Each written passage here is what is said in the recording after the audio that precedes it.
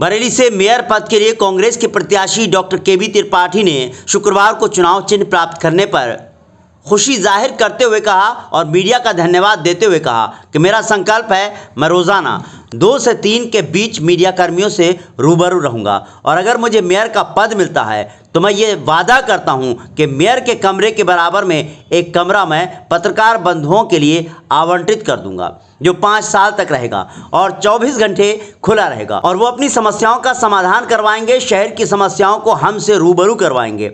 एक पत्र दिखाते हुए उन्होंने कहा कि कॉलेज के चेयरमैन ने स्वीकार किया है कि उनके पास नगर निगम की 59 हेक्टेयर ज़मीन है और इसका वो भुगतान करने को तैयार हैं या इसके एवज में वो ज़मीन देने को तैयार हैं। तो मैं मीडिया को बताना चाहता हूं कि इस प्रकार का कार्य उमेश गौतम ने किया है कि नगर निगम की सरकारी ज़मीन को दबा रखा है। डॉक्टर IAS तोमर के नामांकन के बारे में बोलते हुए डॉक्टर केबी त्रिपाठी ने कहा कि वो समाजवादी पार्टी के निर्दलीय उम्मीदवार हैं। अब उनके बारे में ज़्यादा कहना कोई समझदारी नहीं है।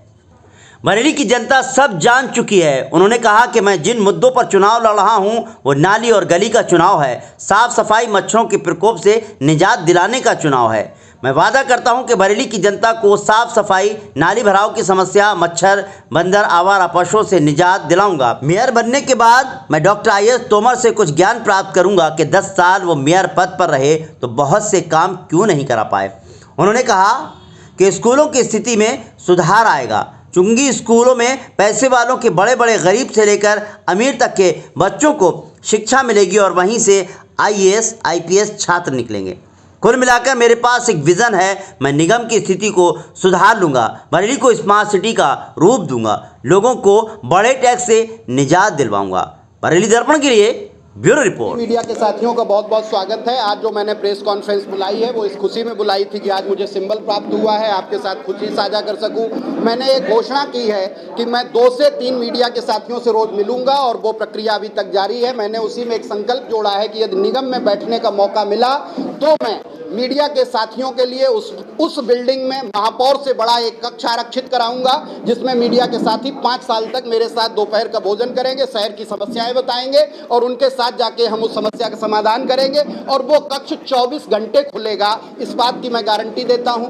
दूसरा मुद्दा ये था कि एक आज सुबह मेरे कार्यालय में एक व्यक्ति आया और वो मुझे एक चिट्ठी दे गया। वो चिट्ठी मैंने अब देखी तो मुझे बड़ा आश्चर्य हुआ कि इस चिट्ठी में कई इन्वर्टिस की चिट्ठी थी ये और इसमें महापौर साहब के हस्ताक्षर हैं, चेयरमैन इन्वर्टिस यूनिवर्सिटी के। उन्होंने बताया है कि माननीय उच्च न्यायालय के आदेश पर जो जांच हुई उसमें 0.590 हेक्टेयर ज़मीन इन्वर्टिस के कब्जे में है और नीचे लिखा है कि इसकी जो भी मूल्य प्रार्थी से लेना चाहें ले लें या मेरे गाटा संख्या 30 से ये ज़मीन ले लें।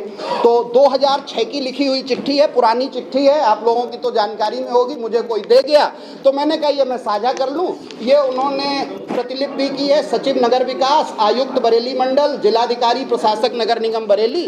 तो आज इसकी क्या स्थिति है ये पता होना चाहिए और माननीय महापौर साहब को ये बताना चाहिए कि इस समस्या का क्या निदान हुआ है। ये आज वो ज़मीन वापस हो गई है, पैसे चले गए। तो ये एक मामला था, मैंने कहा मुझे पता लगा तो आप लोगों से भी साझा कर लूँ। वो चिट्ठी हमारे आपके सामने है। अगला मामला ये है कि मैं जिन मुद्दों पर चुनाव लड़ रहा हूँ, ये चुनाव नाली और गली का चुनाव है, ये मच्छरों को कम करने का चुनाव है, ये बिजली, सीवर, पानी, सफाई, कूड़ा, यही समस्याओं का चुनाव है। कोई राष्ट्रीय मुद्दे तो इसमें बहुत होते नहीं हैं और इन्हीं पे ये चुनाव चलेगा। लेकिन कल एक बड़ा नाटकीय घटनाक्रम हुआ। एक पार्टी जो उछाला जाता है कि भाजपा की सबसे बड़ी विरोधी पार्टी है और कहा जाता है कांग्रेस तो कहीं लड़ाई में नहीं है, उस पार्टी ने कल अपने प्रत्याशी का सिंबल वापस करा लिया, नामांकन ही वापस करा लिया परसों। और उसके बाद आज EVM से जो सिंबल बटे उनमें देखा कि साइकिल का सिंबल ही नहीं होगा EVM पे। अब साइकिल का सिंबल नहीं होगा तो भाजपा से लड़ कौन रहा है?